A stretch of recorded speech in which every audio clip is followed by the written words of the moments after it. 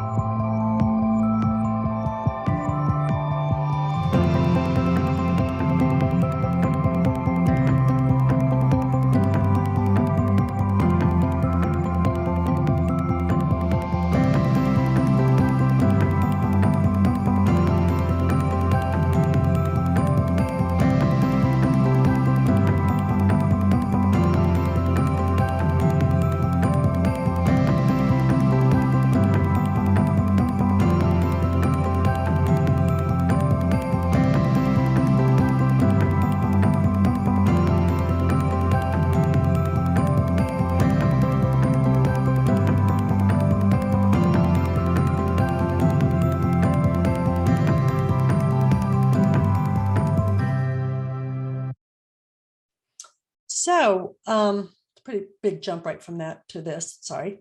But there's no transition on that because it's an embedded video. So just to give you an overview, I run a program called MentorWorks. It's been around since 1999. I manage the program. We serve all kids K to 12, and right now we have about 4,000 students in the last school year participating in some type of mentoring. Not necessarily all community mentors, a lot of staff mentors. So our mission is to eliminate gaps in opportunity, access, and achievement through mentoring. And remember that because I'm going to show you some data in a minute and just kind of show you where the holes are in our opportunity and access part of our county. And we want to make sure that they can name a caring adult that they can trust. And we want to support their emotional and college career needs. So who are our mentees? So FCPS is set up under what's called a multi-tiered systems of support, MTSS. Every school has a team of counselors, social workers, administrators, special ed. They meet about once a week, depending on how high need their school is. And they talk about kids who are popping up on their radar, and they discuss what kind of interventions those kids need, right? So it might be that they need math intervention. It could be that they need reading. It could be they need stable housing, healthcare, or a caring adult, a consistent adult role model. Our mentees in general, a lot of them come from intact homes, but their parents work multiple jobs and they're never home. I have one little mentee. I started working with her when she was in second grade. She lives with both her parents. She was in school every day, healthy, happy, dressed, leading a great life, but she saw her parents every 7 to 10 days. They cleaned office buildings overnight. And when they got home, she was already at school. And then they slept for a few hours and then cleaned one house a day, a residence. And so they were gone when she got home from school. So basically, she just had no adult interaction. Some of our mentees have had trauma or a major life event. A major life event would be divorce, geographic move, parent leaving, parent incarcerated. Trauma might be their journey here, where they live now, things that are happening in their home. A lot of our kids need help as they navigate through college career choices. If you think about my little mentee who never sees her parents, like who's having those conversations with her? You know, with my kids, there were so many little 5-minute, 6-minute conversations, even if it was something they saw on the street, you know, while they were out and they had a question about it. And we talked about what kind of job that was. And well, you wouldn't go to college for that, but this is the advantage of it. And just if they're never having those conversations, they're not. And then motivation, like if you're never having those conversations, where are your goals coming from? How do you set goals for the future and dreams for the future if you don't see anything but your house? My little mentee, her whole world is her couch, her bed, school, and a school bus. By 6th grade, she had never been to a shopping mall. And I got her in 2nd grade. She just doesn't go anywhere. There's no one to take her anywhere. And some of them just need their own person. They might live in a multifamily dwelling and there's tons of people, but just, or they could live with in an affluent community where parents work really intense jobs and are just not available. So what is a mentor in FCPS? Mentor is not a tutor. We do not provide academic support. We meet with a child one-on-one about once a week. We encourage that child to develop their strengths and capabilities and set realistic goals and follow up with encouragement.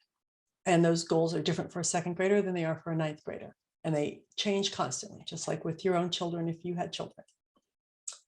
And you're guiding them and teaching them about self-advocacy, how to go ask for something, how to express their feelings, those kind of things.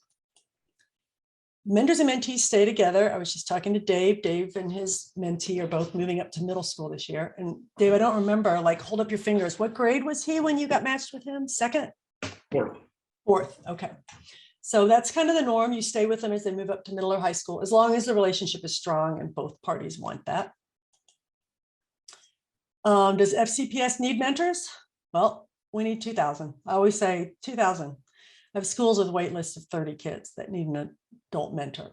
And now I'm going to kind of tell you why we need that.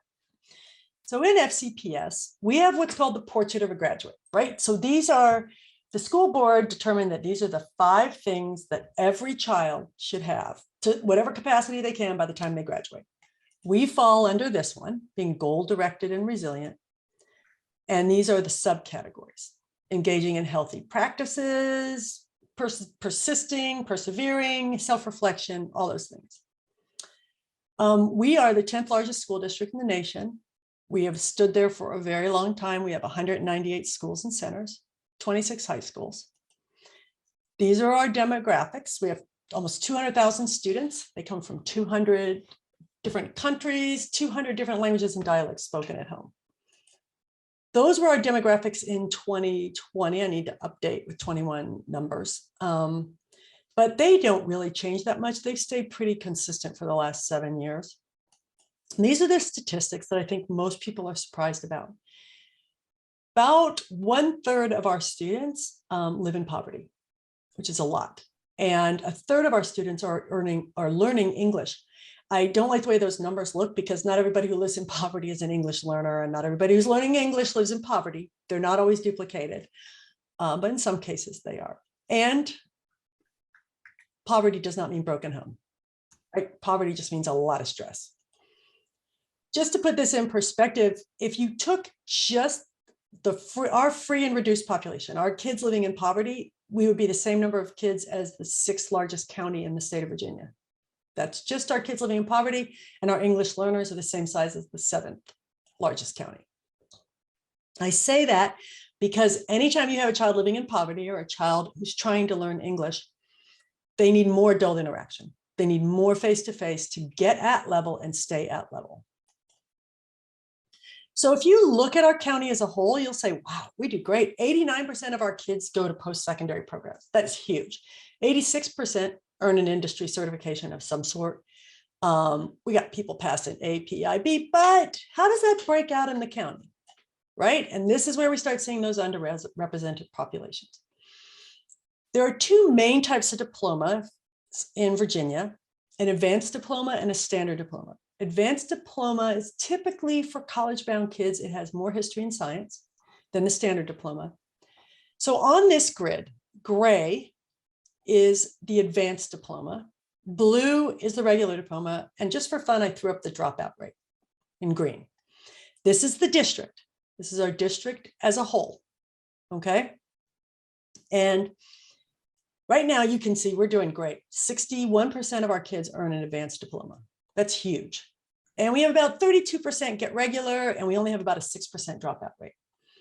But let's break it down a little bit, right? Let's look at kids living in poverty. Look at what happened to the advanced diploma. This is nuts, you guys. Like do you know how many brilliant kids are living in poverty that we're just missing? The reason they don't do that is because no one's pushing them to do it. And they live in multi-dwelling households. They don't have stable housing. They're switched schools all the time. That's a huge hit. If you look at our English learners, it gets a little better, but look at the dropout rate for English learners. It is up to almost 28%.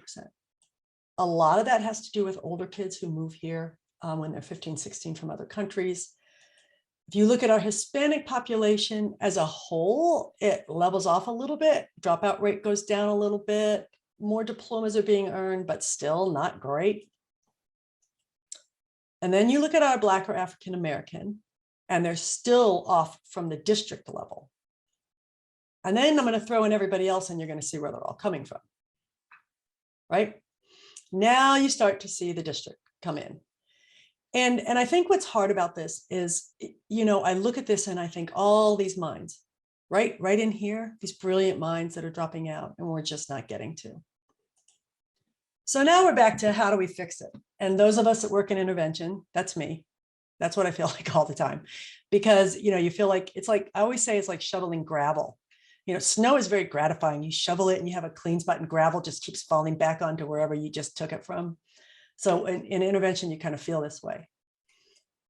But so one of the things we try to do as a county is to do mentoring, because we know mentoring works. We know it improves all of these things: student engagement, attendance, academic performance, social emotional well-being. Kids, again, I'm going to go through this quickly. Kids who have a mentor, at-risk youth, compared to kids who don't, are 55% more likely to enroll in college or career training, right? That is a huge statistic. That's the difference between being a low-wage earner and someone who is in a career.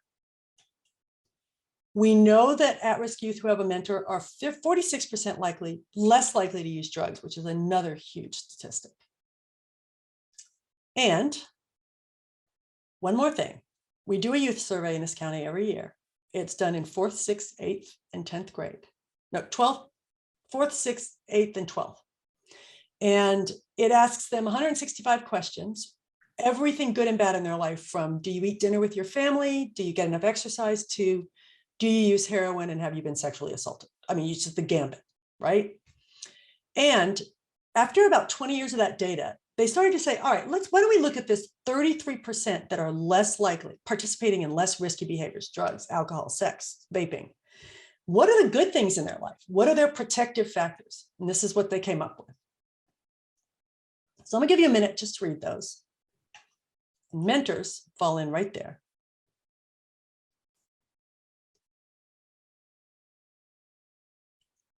So Sarah, once you've read all those, if you can unmute yourself, tell me what 1, 3, and 5 have in common. It's that adult interaction, that positive support, that Right. gratification and validation that they're getting from the adults in their lives. And think about 6th, 8th, 10th, and 12th graders. That's when they're shoving all the adults out of their life. Right. Right? But they're still reporting that we have the most influence on them. And yet, on that same survey, only 37% of our population, 12th of our 8th to 12th graders, said they could name an adult they could talk to about something important. That's 1 in 3. That's not good. Which takes me back to here, right? It's like that cycle of death. We just keep going back to everything that's hard. So this is how we combat that. We form partnerships. I try to form partnerships where I can recruit mentors and then send them out to find more mentors, which is kind of what we're doing here today, right? This MentorWorks and Samson Properties is just trying to fill that void because we have so many spots we need to fill. So I'm going to break down how the program works for you. Now you know need, why we have need. This is kind of how it's set up. And then I'm going to let Dave talk to you a little bit about his mentoring experience. All right, this is quick because all of this is part of the training. In fact, you're going to see most of those slides in the training. They're a very small part of it, but they will repeat a little bit. Sorry. So we basically have in-person mentoring, virtual mentoring, and meeting with your mentee off school grounds. And there's a lot of training that goes into how each of these work, at what point you're doing what, how you're doing what. I'm just giving you the broad spectrum here. Our norms for mentoring are most of our matches meet on school grounds during the school day. Many of our established matches choose to meet off grounds, particularly over the summer and during breaks. Virtual mentoring is typically an add-on to in-person mentoring. Virtual only mentoring can be an option, but those decisions are made on a case-by-case basis because we know it won't work for some kids. So we look at that and we say, do we have a good match for you? We use that a lot for college career guidance, meaning I've got a kid in Springfield who wants to go into HVAC, and my HVAC mentor is in Reston. Well, they're never going to get together virtually, but this mentor could be a huge asset to this kid as he navigates going into the HVAC industry. So I'll connect them as virtual only. Does that make sense? Okay. So kind of where we are, because I want all of you to sign up to be mentors, every single one of you. And then after that, I want you to go forth and multiply and find me more mentors.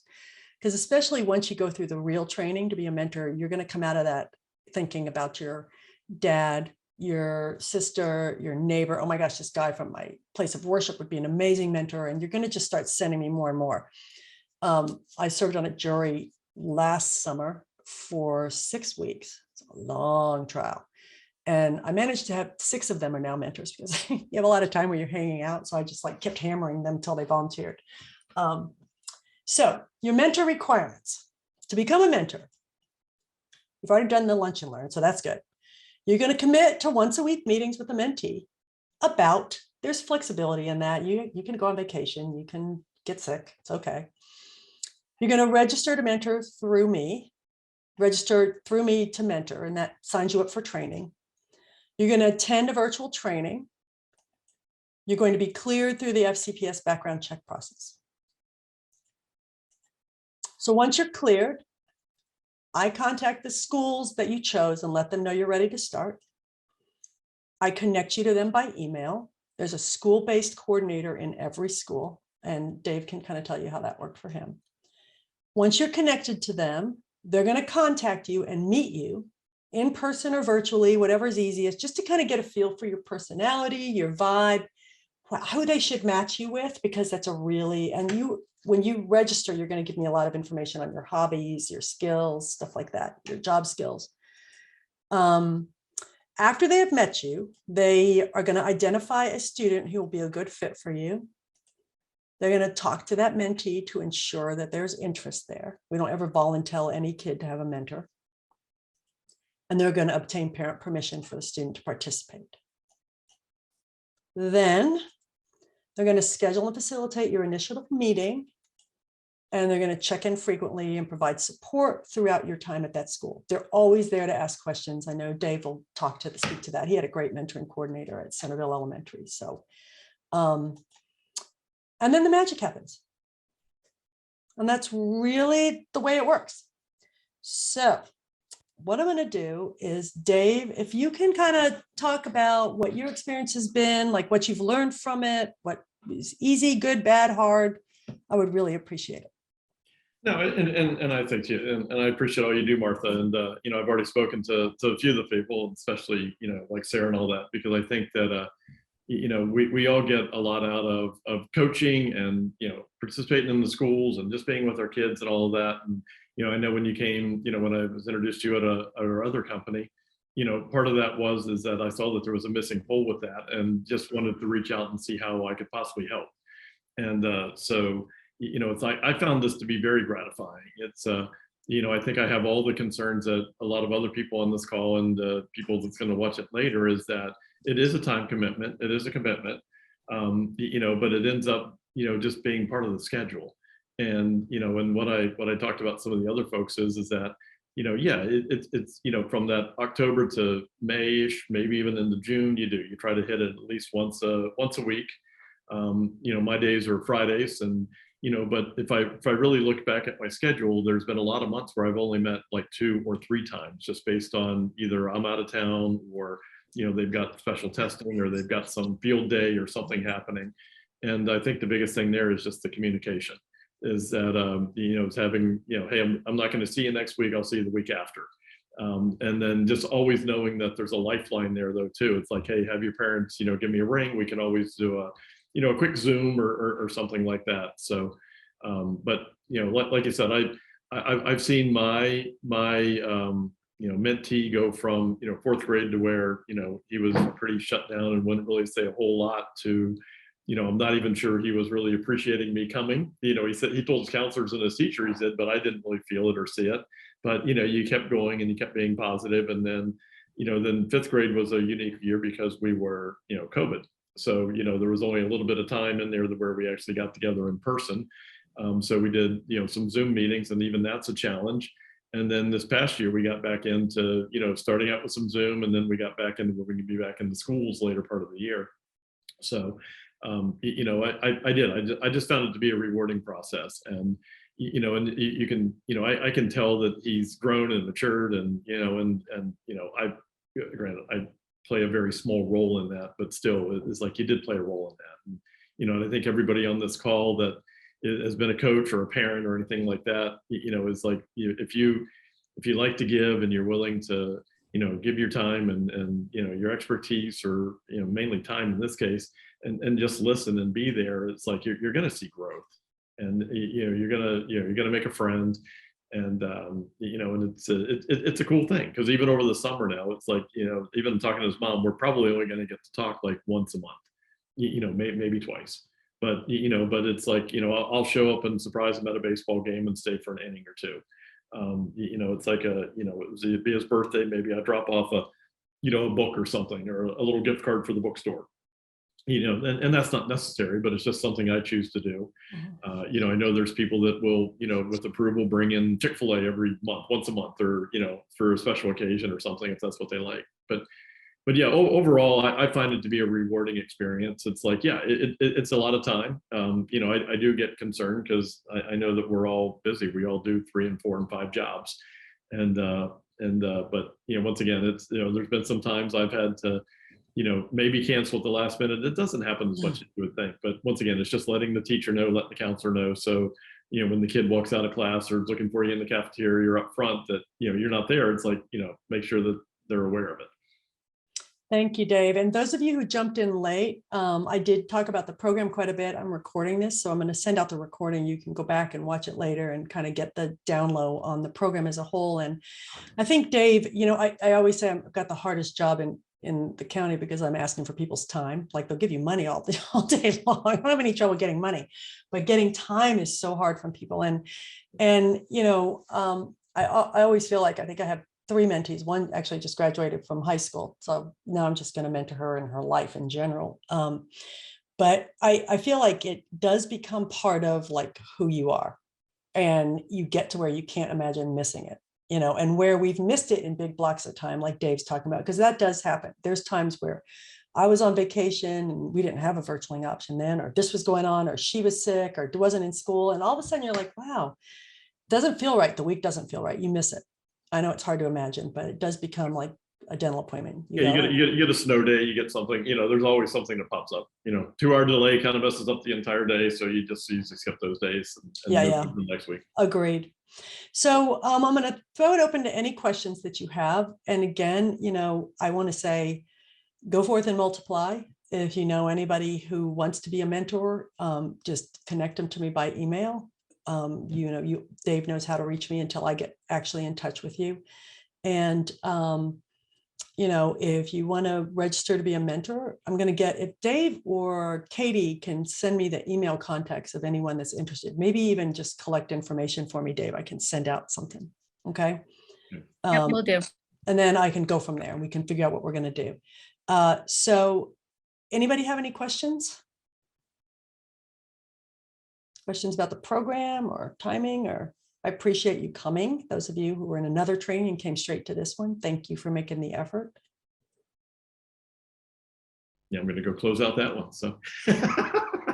Okay. Does anyone have any questions? No, but I guess from a standpoint that this was really sort of an information type, thing to see if we can get a little bit more interest. If you are interested, or if you have questions, or even if you're watching this on the, video later, feel free to reach out to me, because I have done this now for a few years. So I might be able to answer the questions. And of course, I know Martha's always available to answer questions. And so we're at that next step now, is that the people that want to, pursue this further, is that there is a training, which I'll let you talk about, Martha, is that we've got a background check and the training and some other stuff coming up that we'll do. So it's a virtual training. It's on Zoom. And then you go through the background check process. Right now, you have to go be fingerprinted at our admin office at Gallows and 50.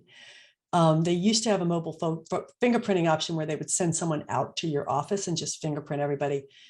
I haven't gotten word if they're putting that back in place after COVID. They had to use the machine to socially distance. So we'll see. I will let you know if that's an option. By the time we get to your training, which will probably be, I think in August, we have it scheduled. I don't know, or we'll send people through, we'll talk. But by the time we get to that point, we'll know, I think, if we're going to be doing mobile.